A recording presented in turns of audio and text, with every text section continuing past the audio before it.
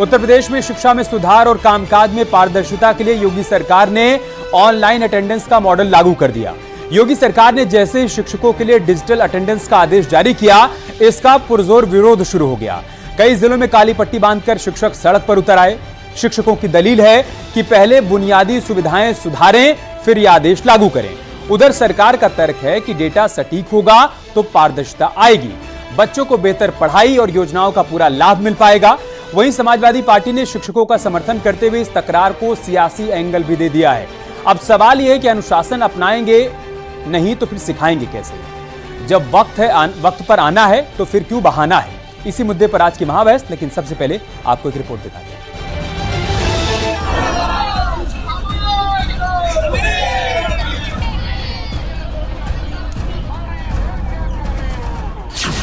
Digital हाजिरी विरोध में मास्टर जी। विद्यालय ऑन रोड तो है नहीं, सड़क पर है नहीं, कैसे गिरते पड़ते ऐसे नदी नाला पार करके आते हैं और हाजिरी तुरंत देना है। उसके बाद बन गए और बनने के बाद फिर हम एब्सेंट हो जाएंगे। जो डिपार्टमेंट बेसिक डिपार्टमेंट है, इसमें जो स्कूल है वो रूरल एरियाज में मोस्टली है और वो भी इनसाइड इंटीरियर स्कूल है, जहाँ पे लोगों को आने जाने में बहुत सी समस्याओं का सामना करना पड़ता है।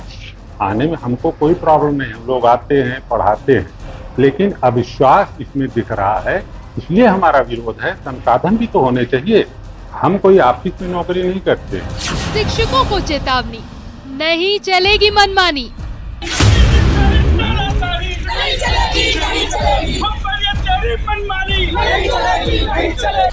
अनुशासन अपनाएंगे नहीं तो सिखाएंगे कैसे?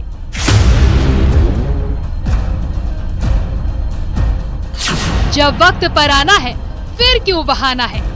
देखिए, टेक्नोलॉजी से हमें बचना नहीं चाहिए। टेक्नोलॉजी से पारदर्शिता आती है और जो कोई सरकारी नौकरी कर रहा है उनकी एक जिम्मेदारी, नैतिक जिम्मेदारी है।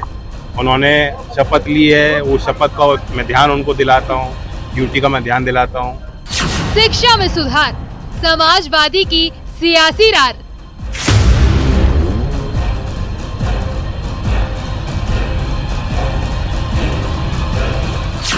योगी का अल्टीमेटम, नहीं माने तो कटेगी सैलरी।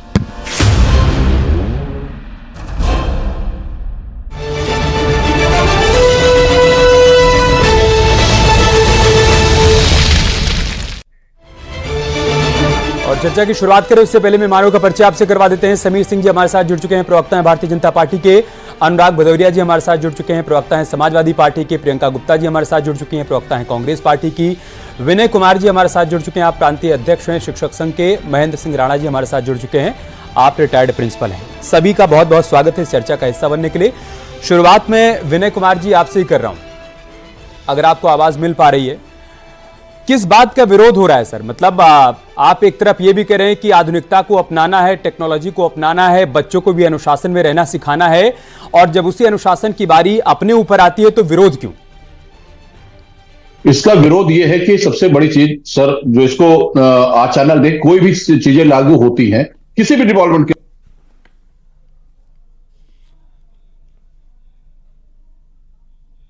जी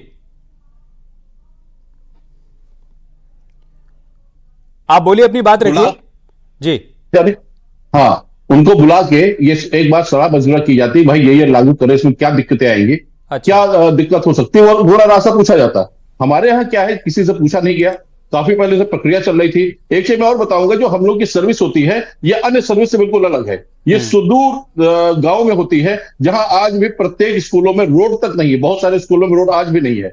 इस विषम परिस्थितियों में अच्छा एक चीज और आपको बताएं, जो विरोध है वो किस बात का है? जो ये डिजिटल अटेंडेंस की बात, हम लोग विरोध डेली जाते हैं, डेली आते हैं, रोज काम करते हैं, आज से हमेशा काम करते रहे, कितने रिटायर हुए, कितने कर रहे हैं, आज भी कर रहे हैं। हमारा सबसे बड़ा विरोध ये है कि जो आपने इसको बनाया डाटा कि 7:45 से 8 के बीच अगर टीचर जाएगा और 8 से अगर 1 मिनट ज्यादा हो गया, 2 मिनट ज्यादा हो गया, तो आप उसका फिर उसके अटेंडेंस लॉस नहीं होगी। 30 मिनट का ग्रेस पीरियड दिया है, 30 मिनट का समय दिया है। 30 मिनट ग्रेस पीरियड इसलिए दिया क्योंकि एक्स में लगातार ट्रेंड किया पूरा दिन, और वो भी उसमें लुकना लगा के दिया है कि अगर आपके साथ कोई दिक्कत तो क्यों आप आधे घंटे लेट आए, वो पूछा गया। हमारा कहने का मतलब इतना है कि अगर एक दिन अगर टीचर मान लिए कोई ऐसा नहीं, कोई हर टीचर समय से पहुंचता, कभी कभी किसी टीचर को लेट हो जाता है, तो उन परिस्थितियों में अगर 1 मिनट भी लेट हुआ और वो अपना विद्यालय के अंदर जाके अगर वो न लगा पाया अटेंडेंस, दो बातें, एक तो आप कह रहे हैं संवाद नहीं किया गया, आप कह रहे हैं संवाद नहीं किया गया, दूसरा व्यवस्था का विरोध नहीं है, व्यवस्था में कुछ सुधार होना चाहिए, यही कह रहे हैं आप? बिल्कुल, कुछ बातें हमको और भी कहनी है। समीर जी, ये जो लागू, समीर जी, विरोध करने वाले कह रहे हैं कि आपने कोई संवाद नहीं किया, एक आदेश सीधे सीधे लाकर थोप दिया। नहीं, देखिए, दो बातें मैं कहूंगा। भारतीय जनता पार्टी की सरकार 2017 में बनी उत्तर प्रदेश के अंदर, और माननीय योगी जी मुख्यमंत्री बने, और उनके मुख्यमंत्री बनने के बाद से उन्होंने तय किया था कि हम शिक्षा में व्यापक परिवर्तन करेंगे और शिक्षा में सुधार करेंगे। माननीय योगी जी ने शिक्षा में सुधार के क्रम में बहुत सारे परिवर्तन किए। ये तो शिक्षकों की भर्ती, स्कूलों में उपलब्धता, स्कूलों को मॉडर्न बनाना, क्लासों को स्मार्ट क्लास बनाना, व्यवस्था करना, बच्चों को समय से उनको कपड़ा, जूता और ड्रेस के लिए किताबें मिलना, उसका पैसा डीबीटी से उनको मिलना, जो भ्रष्टाचार था उसको उन्होंने ख़त्म किया। दूसरा, शिक्षकों की उपस्थिति को ऑनलाइन करना। निश्चित रूप से ये हम सब के लिए, उत्तर प्रदेश के लिए अच्छा है, सबके लिए अच्छा है, गर्व का विषय है हम सब के लिए कि उत्तर प्रदेश के अंदर बेसिक शिक्षा बहुत बड़ा विभाग है, और इसमें बड़ी संख्या में उत्तर प्रदेश में छात्र, गरीब छात्र, गांव के छात्र, हम सब लोग प्राइमरी स्कूलों से पढ़ के आए हैं, अच्छी शिक्षा मिलती है। हमें लगता है कि कॉन्वेंट की शिक्षा महंगी है और हमारी बेसिक शिक्षा उत्तर प्रदेश की सस्ती है, आम आदमी के पकड़ की शिक्षा है, और वो बच्चों को मिलती है, हम सब उसमें बढ़ गया।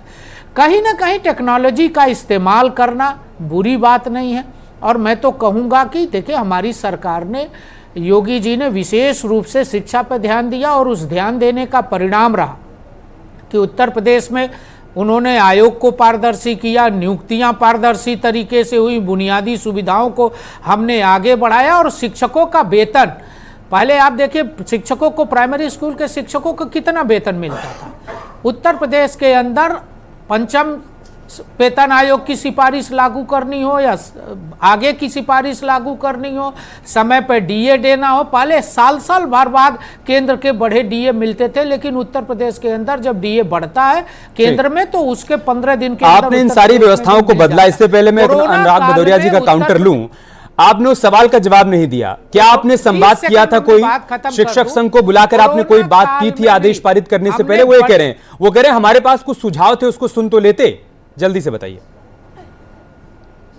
नहीं, देखिए, मैं दो बातें कहूंगा इसमें कि एक तो शिक्षक संघ से बात करना अधिकारियों का काम है। माननीय मुख्यमंत्री जी ने उसका संज्ञान लिया, और मुख्यमंत्री जी ने कल ही विभाग के अधिकारियों और प्रमुख अधिकारियों को बुला के उनको कहा है कि आप संबंधित व्यक्तियों से बात करके उनकी समस्या का समाधान करने के बाद बातचीत करके इस रास्ते को आगे बढ़ाइए। ओके, मैं विनय जी आपके पास फिर से आऊंगा, लेकिन भदौरिया साहब, विरोध का आधार क्या है?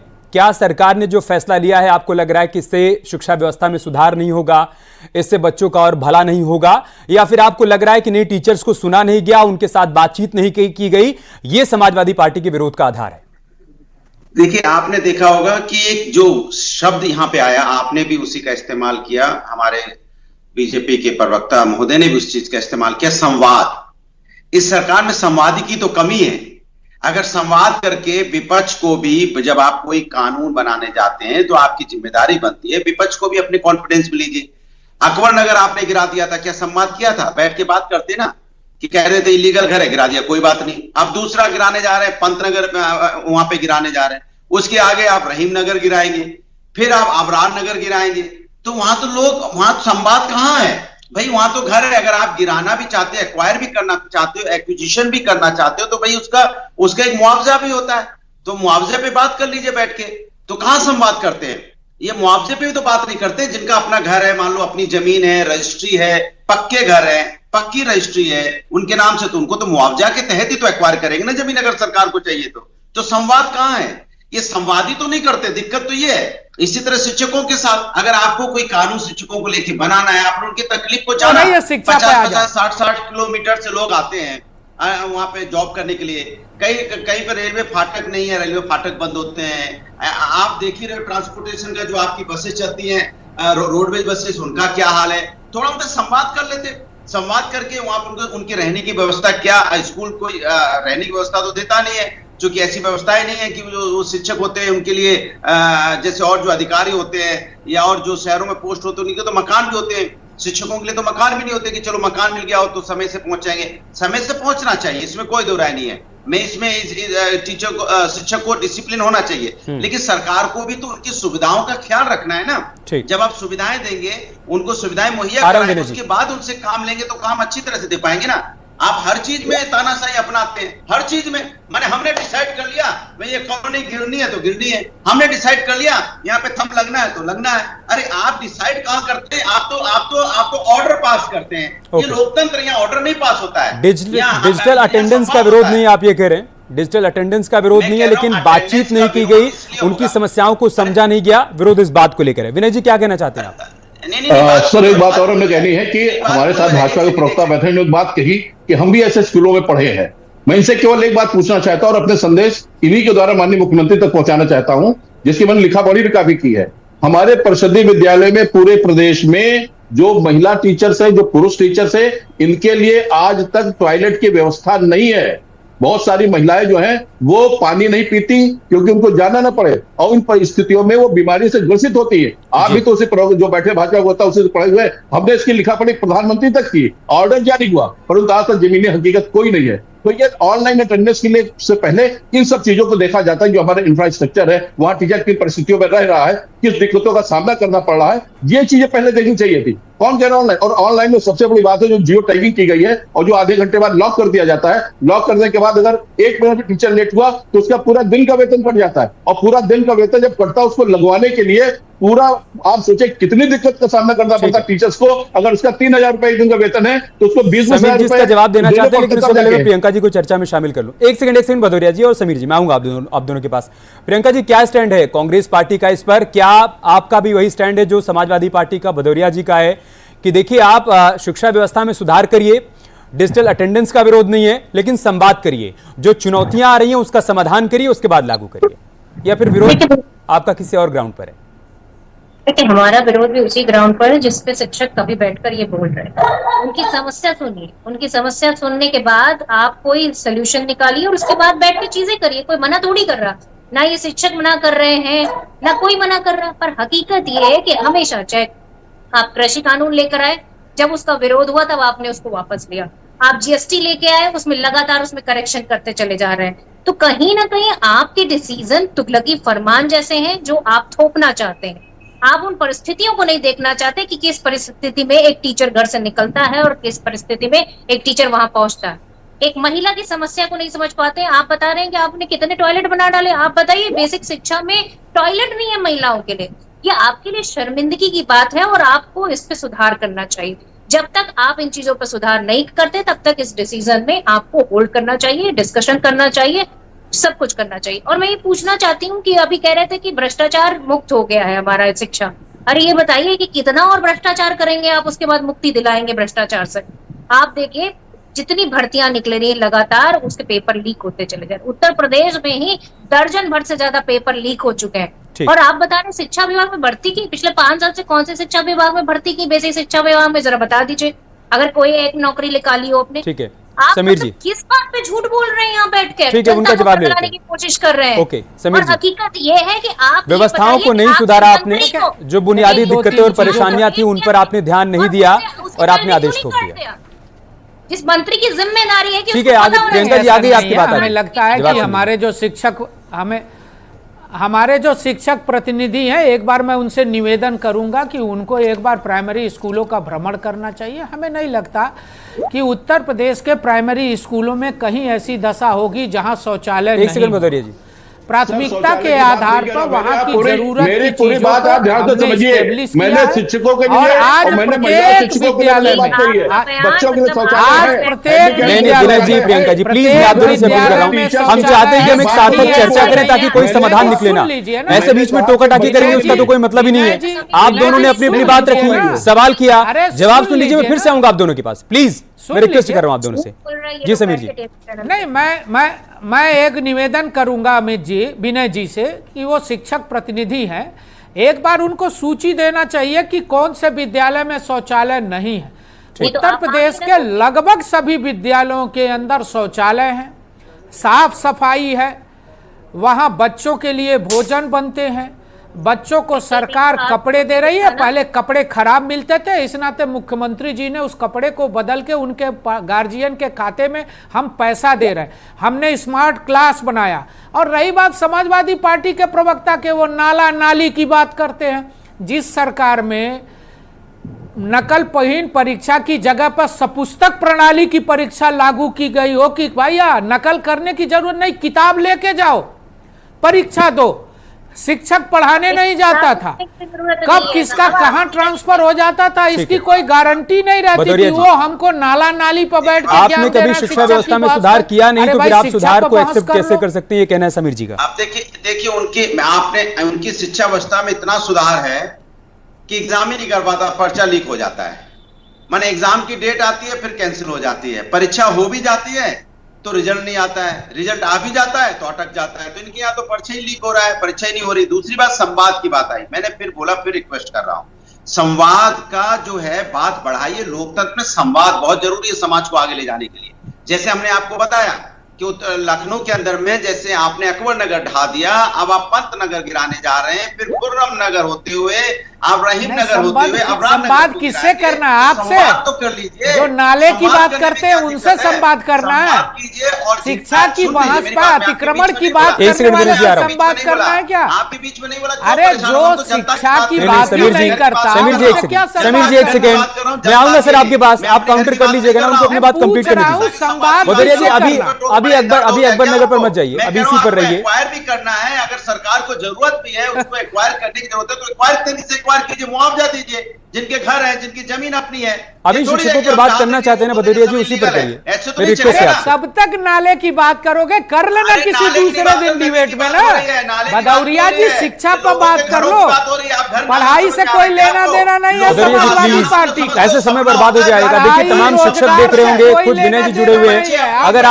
अगर आपको व्यवस्था में सुधार के लिए कोई सुझाव देना है तो आप वो दीजिए ताकि चीजें बेहतर हो जाएं। अभी हम अकबर नगर पर डिबेट नहीं कर रहे हैं। जन्म हुआ वो बच्चा जब 25-30 साल का उस घर में होता है, और जिस घर में लड़की शादी होके आती है, जब वो बूढ़ी हो जाती है, उसके नाती पोता हो जाते हैं, आपको दर्द नहीं हो रहा है? उस घर से उसको क्या लगा होगा? आप नाला नाली बता रहे हैं उसको, माने घर को नाला नाली बता रहे हैं आप, माने घर का दर्द नहीं समझ आ रहा है। एक दादी होती है, बहू होती है। अरे आप अवैध कब्जा के हिमायती हो भदौरिया जी, आप अवैध कब्जा के हिमायती हो।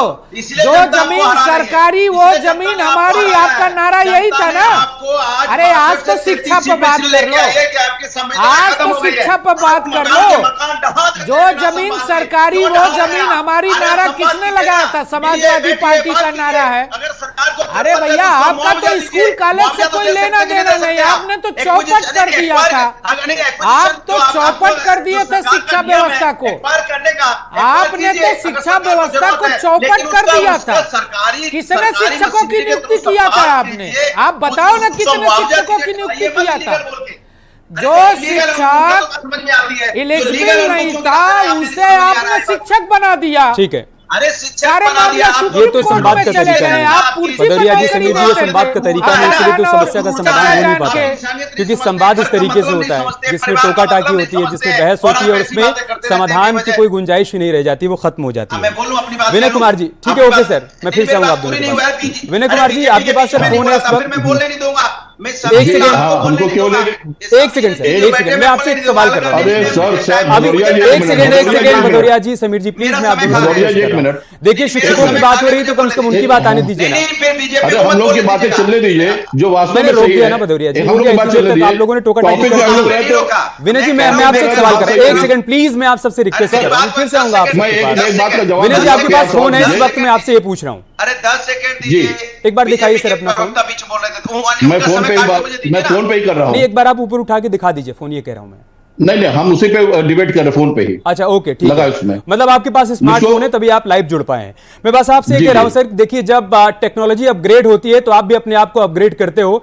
कभी आप कीपैड वाला फोन रखते रहोगे तब तो आप इस तरीके से लाइव नहीं जुड़ पाते होगे सर। आज आप लाइव इसलिए जुड़ पा रहे हो क्योंकि आपने स्मार्टफोन ले लिया, आपने कैमरा ऑन किया और आप स्काइप पे जुड़ गए हमारे साथ। आपके पास अभी कीपैड वाला फोन होता तो आप जुड़ नहीं पाते। ऐसे ही समय के साथ और मांग के साथ आपको अपने आप को अपग्रेड करना होता है। अगर आप आज बच्चों की अटेंडेंस ऑनलाइन ले रहे हो तो आपको भी ऑनलाइन देनी होगी। उसमें कुछ चुनौतियां आ सकती हैं आपके सामने, आपके कुछ सुझाव हो सकते हैं, वो आप रखिए। लेकिन आप ये कहिए कि नहीं, डिजिटल अटेंडेंस को ही बैक ओवर करना चाहिए, हम इसका विरोध कर रहे हैं, इसे हर हाल में खत्म करना चाहिए, ये तो मुझे लगता है कहीं से न्याय संगत नहीं है। आपने मेरी पूरी बात नहीं सुनी। पहले भाजपा प्रवक्ता में जवाब दे दूं, पता नहीं किस प्राइमरी विद्यालय में पढ़े हैं ये लोग, तो फन के माहिर है ना, या तो इनको कम सुनाई पड़ता है। मैंने कहा शिक्षक और शिक्षिकाओं के लिए टॉयलेट की व्यवस्था नहीं है, और इन्होंने एक बार भी शिक्षक शिक्षिका का नाम नहीं लिया। हर विद्यालय में टॉयलेट है। अरे जब आप पढ़ते होगे तब तो बाउंड्री में नहीं होगी, तब तो उसके नीचे पेड़ के नीचे कक्षाएं लगती होंगी। क्या बात आप करते हो? मैं प्रदेश का नेतृत्व कर रहा हूं, 50 सेंटर तक घूम चुका हूं, और आप हमसे कहते हो विद्यालय जाके देखो। आपको मैं दिखाऊंगा कि क्यों बात कर रहे हो विनय जी? आप बताओ ना, क्यों करते हो? आप बताओ ना किस विद्यालय में टॉयलेट नहीं है? आप बताओ किस विद्यालय में टॉयलेट नहीं है, सूची दे दो। शिक्षक शिक्षिकाओं के लिए, अरे भाई किस विद्यालय में टॉयलेट नहीं है, आप सूची दे दो। पूरे विद्यालय में टॉयलेट की सूची दो ना, किस विद्यालय में नहीं है? सोचिए किसी विद्यालय में जाइए, शिक्षक शिक्षिकाओं के टॉयलेट नहीं है। कुछ तो मर्यादा की बात करिए। अब आप टॉयलेट पे आ गए, आए अटेंडेंस पे, आए डिजिटली काम करने पे, आ गए टॉयलेट पे। आपके लिए स्पेशल टॉयलेट बनवाया जाएगा, चिंता मत करिए। अरे भाई कुछ तो तर्कपूर्ण बात करिए, कुछ तो तर्कपूर्ण बात करिए विनय जी। आप क्या बातें करते हो? आप क्या बातें करते हो? भारतीय जनता पार्टी की सरकार ने शिक्षकों के लिए जो काम किया वो किसी भी सरकार ने काम नहीं किया। आप क्यों नहीं स्वीकार करते हो? महिला टीचर 5वां वेतन आयोग किसने दिया? वेतन आयोग किसने लागू किया? आज हम जो तनख्वाह पा रहे हैं, शिक्षक पा रहे हैं, वो कहां से पा रहे हैं? इतनी तनख्वाह शिक्षकों को कभी मिलती थी क्या? बाकी राज्यों की दशा देख लीजिए, बाकी राज्यों की दशा देख लीजिए, उत्तर प्रदेश की देख लीजिए। हमने स्कूलों को व्यवस्थित किया, हमने स्कूलों का विकास किया है विनय जी, हमने स्कूलों का विकास किया है। आप खाली बैठ के नेतागिरी मत करो, ऐसे तो समाधान नहीं निकलेगा। हाँ, शौचालय की समस्या हो सकती है, आप उसके भी समाधान की मांग करिए ना, लेकिन आप ये मत कहिए कि अगर कोई सुधार किया जा रहा है, व्यवस्था में कोई बदलाव किया जा रहा है तो हम उसका भी विरोध करेंगे। आपकी बात न्याय संगत हो सकती है, आप उसकी भी मांग करिए, वो भी बदलाव होना चाहिए, टीचर्स के लिए बुनियादी सुविधाएं होनी चाहिए। लेकिन अगर ये कहा जा रहा है कि शिक्षक समय पर स्कूल पहुंचे, बच्चों को सही से पढ़ाएं, अपनी उपस्थिति दर्ज कराएं, तो हमें लगता है कि इसमें विरोध नहीं होना चाहिए। समय हमारे पास इतना ही था। मैं माफी चाहूंगा आप सभी से। बहुत बहुत शुक्रिया आप सभी का हमारे साथ जुड़ने के लिए।